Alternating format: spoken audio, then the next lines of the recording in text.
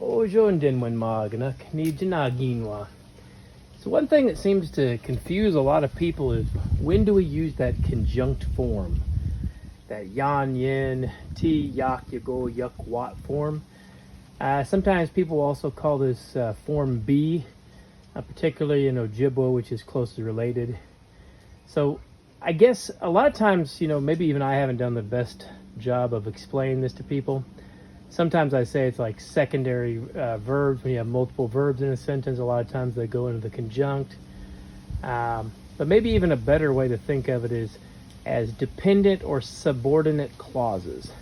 Hence, they can't stand alone. So anytime you use gishpen, which means if, you're going to use the conjunct. Or if you use ELP, when, or nesja, but, or ilja, and then, or basically there's sentences where they can't stand alone. So you couldn't just be like, I'm going to go to the store and I'm going to buy milk.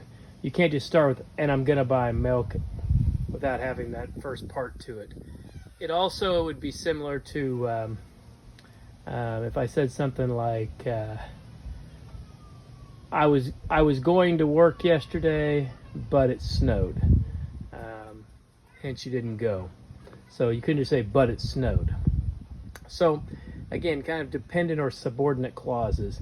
Anytime you use ELP, when, ilja, nesja, particularly gishpen, and also with those more complex questions. Anytime you do a who, what, when, where, which, how much type question, you have to use the conjunct form. So here's an example of a sentence. Dawel gumgok nawijia ewi gishpinadoyani azyanan mina nonakneabo. So dawel gumgok, to the store, nawijia, I'm gonna go, we will gishpinadoyan, here's our conjunct, and I'm gonna buy ni azyan, diapers, and nonakneabo, milk. So there's a sentence that has that in there. And then wabuk nawi mikchui gishpen bawa gamoak. And I actually have I didn't put my K there. Let me change my K real quick. Gamoak. So wabuk nawi mikchui gishpen bawa gamoak. So tomorrow I'm gonna work if it doesn't rain. Bawa gamoak.